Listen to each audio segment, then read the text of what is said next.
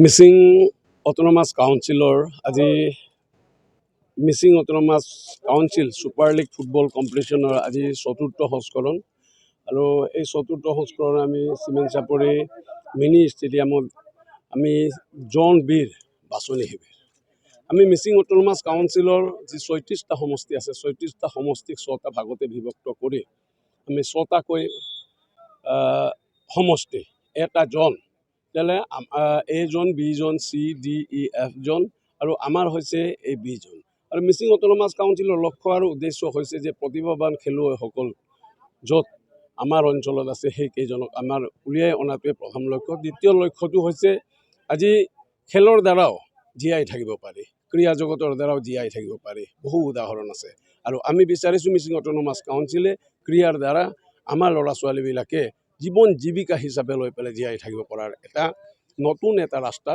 আমি বাটৰ মুকলি কৰিছোঁ আৰু যিসকল খেলুৱৈ আমি ইয়াতে বাছনি কৰিম টোটেল ৬টা জনৰ পৰা ১২০ জন খেলুৱৈ বাছনি কৰা হ'ব আৰু ১২০ জন খেলুৱৈক স্পৰ্টছ অথৰিটি অফ ইণ্ডিয়াৰ তত্বাৱধানৰ অধীনত আমি এমহীয়া প্ৰশিক্ষণ দিয়াৰ ব্যৱস্থা কৰিছোঁ আৰু এই ব্যৱস্থাটোৰ কাৰণে আমি আজি চানজাৰী নগৰ, চিমেণ্ট চমকং, চিলাচুটি অকাজান, মুক্তিয়াৰ আৰু উজনি সমষ্টিৰ ৬টা সমষ্টিৰ আজি খেলুৱৈসকলৰ আজি এই বাছনি শিবিৰ। আমি মিচিং সাহিত্য সাহিত্য পৰিষদৰ সৌজন্যত আমি আমাৰ মিচিং বা আমাৰ এই অঞ্চলৰ সকলো উদীয়মান খেলুৱৈ আছে। আমি সেই ভাল খেলুৱৈবিলাকক আমি ওলাই অনাৰ কাৰণে আমি এই MSC ছুপাৰ লীগ আমি চতুৰ্থ সংস্কৰণ আমি খেলাইছোঁ। এই চিমেণ্ট চাপৰি ষ্টেডিয়ামতে আমি বাছি লৈছোঁ আৰু আমি আশা ৰাখিছোঁ যে আমাৰ খেলুৱৈসকলে এই ফিল্ডতে অলপ সুন্দৰকৈ খেল প্ৰদৰ্শন কৰিব আৰু আমি ইয়াতে গত বছৰবিলাকত আমি 25 ইয়াৰ্ছৰ আমি আণ্ডাৰ 25 ইয়াৰ্ছ কৰিছিলোঁ, কিন্তু আমি একো লাভ নেদেখিলোঁ।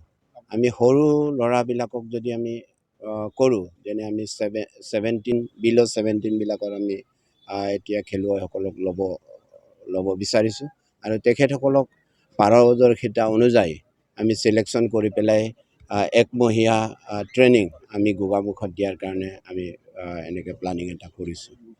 গতিকে আমি আশা ৰাখিছোঁ আমাৰ এই অঞ্চলৰ উদীয়মান খেলুৱৈসকল ভাল খেল প্ৰদৰ্শন কৰিব জনা আমাৰ খেলুৱৈসকল আমি বনাই এটা MSCৰ এটা ছুপাৰ লীগৰ জৰিয়তে আমি ভাল টীম এটা উল্লেখনীয় অসমৰ অন্যতম এক টীম হিচাপে আমি গঢ় দিব পাৰিম বুলি আশাৰে আমি এই MSC ছুপাৰ লীগ 2022ত আমি অনুষ্ঠিত কৰিছোঁ।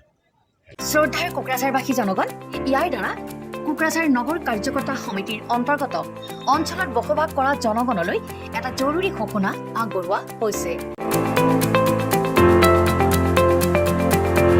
কোকৰাঝাৰ নগৰ কাৰ্যকৰ্তা সমিতিৰ প্ৰপাৰ্টি বা হোল্ডিং টেক্সৰ সেল্ফ এছেছমেণ্টৰ আৰু ৰি এছেছমেণ্টৰ কাম চলি আছে।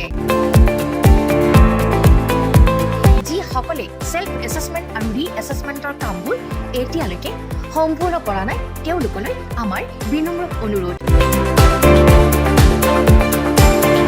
আপোনালোকে অতি সোনকালে অনলাইন যোগে সেল্ফ এছেছমেণ্ট আৰু ৰি এছেছমেণ্টৰ কামসমূহ সমাধান কৰি লওক।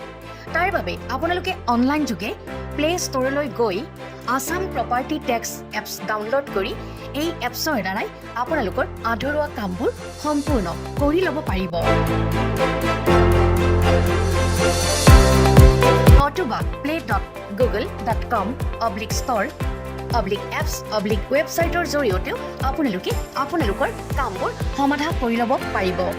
যদিহে আপোনাৰ অনলাইন যোগে আধৰুৱা কামবোৰ সমাধান কৰিবলৈ অসুবিধা হৈছে তেনেহ'লে আপুনি কোকৰাঝাৰ নগৰ কাৰ্যকৰ্তা সমিতিৰ অন্তৰ্গত ৱাৰ্ড কমিছনাৰৰ কাৰ্যালয়লৈ গৈ প্ৰয়োজনীয় আবেদন পত্ৰ অৰ্থাৎ ফৰ্মখন সোনকালে সংগ্ৰহ কৰি লওক। বিতংকৈ জানিবলৈ কোকৰাঝাৰ নগৰ কাৰ্যকৰ্তা সমিতিত হৈ যোগাযোগ কৰিবও পাৰিব। আপোনালোকৰ সহায়ৰ বাবে মেগা কেম্প অনুষ্ঠান অনুষ্ঠিত কৰা হৈছে।